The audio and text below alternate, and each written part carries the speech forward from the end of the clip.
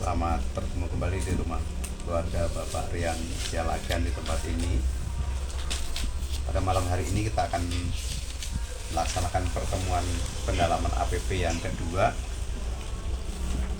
dengan melihat dengan mata hati, membuka hati terhadap realitas sekitar.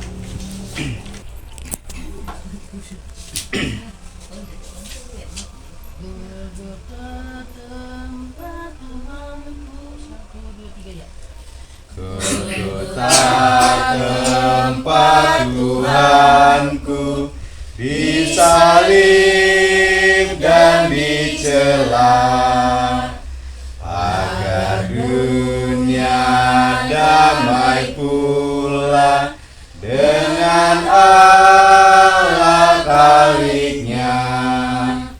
Dari sanalah mengalir sungai kasih karunia bagi orang yang berdosa, yang memandang Golgota.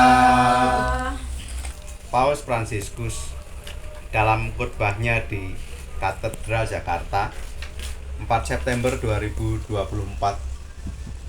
menyatakan, bela rasa membuat diri kita menanggalkan segala sesuatu yang menghalangi kita untuk dekat dengan sesama yang menderita.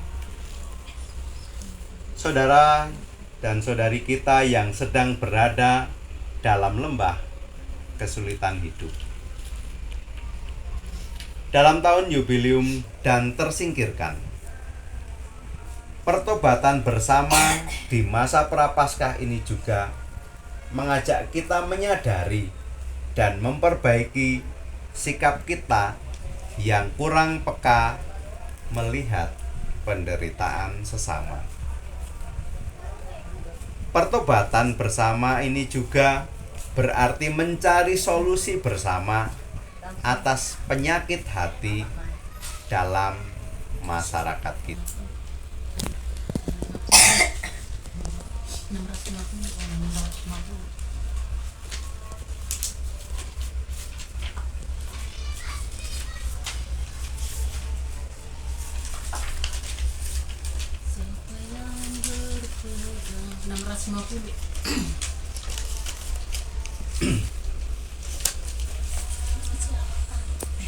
Siapa yang berpegang, 1, 2 ya.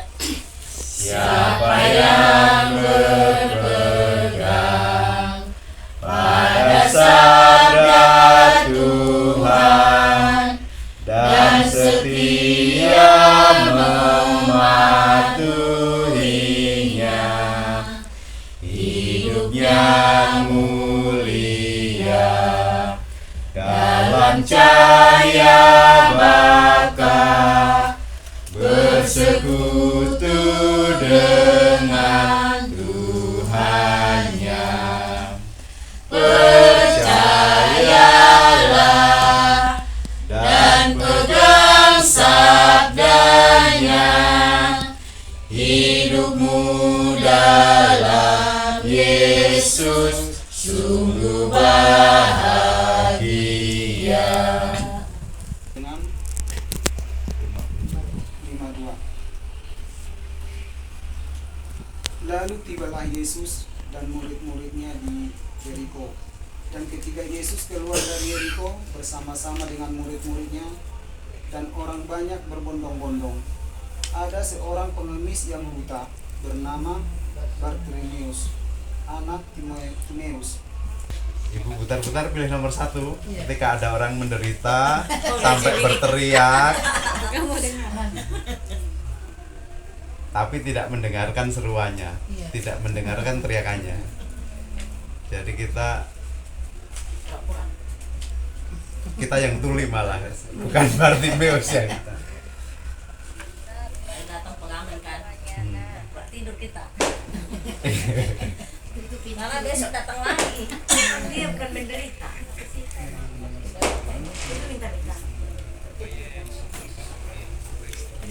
yang menderita, seperti kita semua sebagai murid Kristus memilih yang nomor 3. Orang yang mendengar seruan mendekati sang penderita dan melakukan suatu tindakan karena mengambil inspirasi dari sosok Yesus sendiri. Pada pertemuan pertama ketika Yesus menghidupkan anak muda janda Naim, Yesus tergerak hatinya oleh belas kasihan. Pada pertemuan yang kedua ketika Yesus menyembuhkan orang buta Bartimeus, Yesus juga tergerak oleh belas kasihan. Jadi itulah inspirasi yang bisa kita ambil dari Tuhan Yesus dalam 2 contoh cerita pertemuan pertama dan pertemuan kedua malam hari ini. Tentu juga kemarin masih ingat ya, ketika kita bertemu dengan orang yang menderita dan ingin membantu, maka langkah yang dilakukan adalah dengan memberi, lalu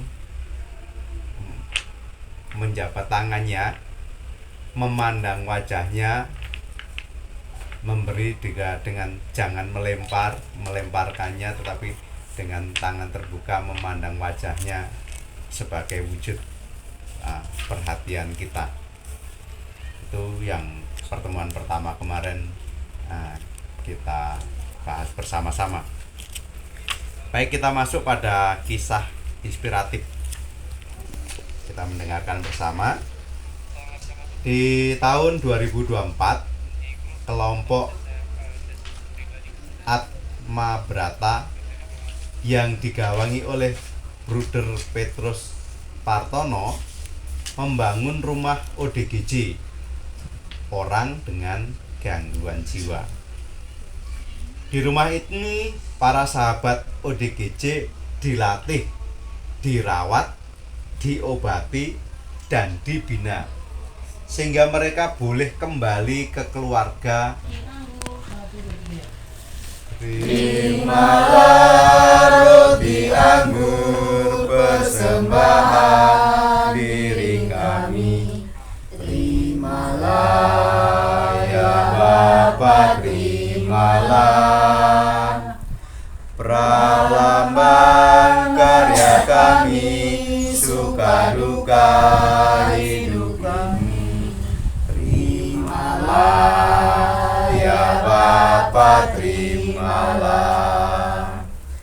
Terimalah syukur kami atas segala kurniamu, terimalah ya Bapa, terimalah. Terimalah syukur kami atas segala kurniamu, terimalah ya Bapa, terimalah.